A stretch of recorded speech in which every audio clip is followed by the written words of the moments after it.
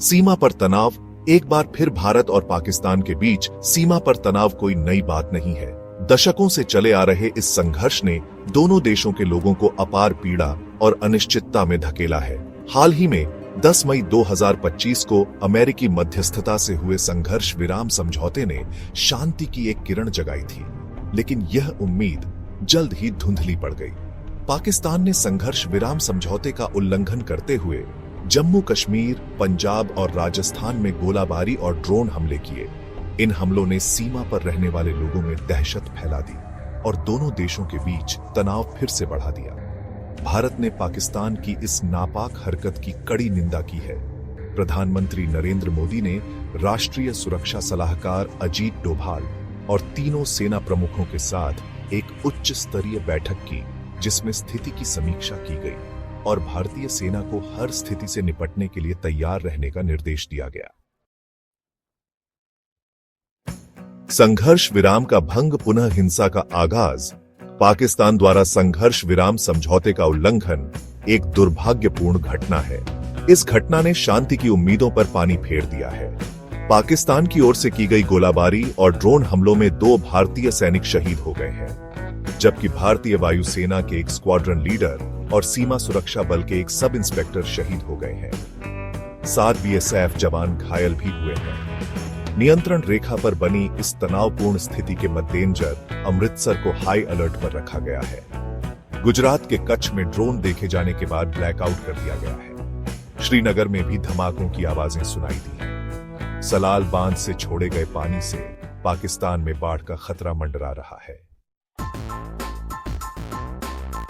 भारत का जवाब ऑपरेशन सिंदूर और उसके बाद पाकिस्तान द्वारा संघर्ष विराम उल्लंघन और पहलगाम हमले, जिसमें 26 नागरिक मारे गए थे, के जवाब में भारत ने ऑपरेशन सिंदूर शुरू किया। भारत का दावा है कि इस ऑपरेशन में 9 आतंकी शिविरों को नष्ट कर दिया गया है और लगभग 100 आतंकवादी मारे गए हैं। हालांकि पाकिस्तान ने केवल 31 लोगों की मौत की पुष्टि की है। भारतीय रक्षा मंत्रालय ने स्पष्ट किया है कि भारतीय सेना किसी भी आतंकवादी गतिविधि को युद्ध का कार्य मानेगी। रक्षा मंत्रालय ने यह भी पुष्टि की है कि संघर्ष विराम भारत की शर्तों पर हुआ है और सिंधु जल समझौता अभी भी निलंबित है। अंतर्राष्ट्रीय प्रतिक्रिया। मध्यस्थता के प्रयास। संघर्ष विराम समझौते और उसके बाद की घटनाओं पर अंतर्राष्ट्रीय प्रतिक्रिया मिली जुली रही है। अमेरिकी राष्ट्रपति डोनाल्ड ट्रंप ने संघर्ष विराम समझौते की घोषणा करते हुए दोनों देशों के नेतृत्व पर गर्व व्यक्त किया था और बढ़ते व्यापार और कश्मीर समाधान का संकेत दिया था। हालांकि पाकिस्तान द्वारा संघर्ष विराम के उल्लंघन पर अमेरिका की चुप्पी ने कई सवाल खड़े किए हैं। चीन के विदेश मंत्री वांग यी ने एनएसए अजीत डोभाल से बात कर पहलगाम हमले की निंदा की है और संघर्ष विराम का समर्थन किया है। ब्रिटेन, जर्मनी और यूरोपीय संघ ने भी संघर्ष विराम का स्वागत किया है और दोनों पक्षों से इसका पालन करने का आग्रह किया है। घरेलू राजनीति की आंच एकमत की मांग। भारत में संघर्ष विराम और पाकिस्तान द्वारा उसके उल्लंघन पर राजनीतिक प्रतिक्रियाएं मिली जुली रही हैं। कांग्रेस ने इस मुद्दे पर विशेष संसद सत्र बुलाने की मांग की है। पार्टी नेता शशि थरूर ने शांति का स्वागत किया है, जबकि पवन खेड़ा ने सरकार के रवैये पर सवाल उठाए हैं। आरजेडी नेता मनोज झा ने राष्ट्रीय एकता का संदेश देने का आह्वान किया है। आप नेता राघव चड्ढा ने संघर्ष विराम का उल्लंघन करने के लिए पाकिस्तान की आलोचना की है। पीडीपी नेता महबूबा मुफ्ती ने मध्यस्थों को धन्यवाद दिया है। भविष्य की ओर देखते हुए क्या शांति का रास्ता आसान है? भारत और पाकिस्तान के बीच संघर्ष विराम समझौते का भंग होना एक दुर्भाग्यपूर्ण घटना है। इससे क्षेत्र में शांति और स्थिरता की उम्मीदों को झटका लगा है। यह घटना इस बात का प्रमाण है कि दोनों देशों के बीच गहरे अविश्वास और शत्रुता को दूर करना कितना मुश्किल है।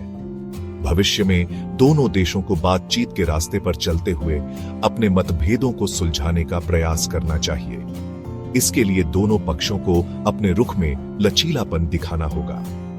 अंतर्राष्ट्रीय समुदाय को भी दोनों देशों के बीच शांति स्थापना के प्रयासों में रचनात्मक भूमिका निभानी चाहिए। सिंधु जल समझौता, एक अनिश्चित भविष्य। भारत द्वारा सिंधु जल समझौते को निलंबित करने के फैसले ने दोनों देशों के बीच संबंधों में एक नया मोड़ ला दिया है। यह समझौता, जो 1960 में हुआ था, सिंधु नदी प्रणाली के पानी के बंटवारे को नियंत्रित करता है। भारत का कहना है कि वह पाकिस्तान द्वारा आतंकवाद को प्रायोजित करने के विरोध में इस समझौते पर पुनर्विचार कर रहा है। पाकिस्तान ने भारत के इस कदम की कड़ी निंदा की है और इसे समझौते का उल्लंघन बताया है। विशेषज्ञों का मानना है कि सिंधु जल समझौते का भविष्य अनिश्चित है। यदि यह समझौता टूटता है तो इससे दोनों देशों के बीच पानी को लेकर तनाव और बढ़ सकता है।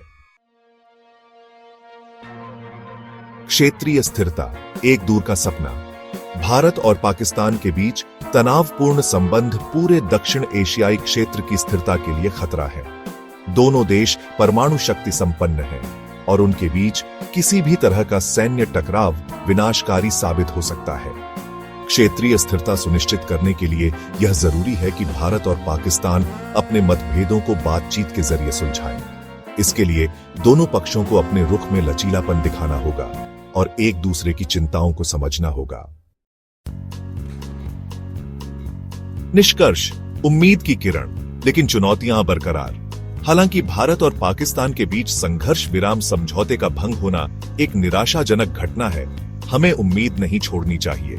हमें याद रखना होगा कि शांति स्थापित करना एक लंबी और कठिन प्रक्रिया है। इसके लिए दोनों पक्षों को अपने रुख में लचीलापन दिखाना होगा और एक दूसरे के साथ ईमानदारी से जुड़ना होगा। अंतर्राष्ट्रीय समुदाय भी इस प्रक्रिया में एक महत्वपूर्ण भूमिका निभा सकता है, लेकिन अंततः शांति भारत और पाकिस्तान के लोगों की इच्छा और प्रतिबद्धता पर निर्भर करेगी।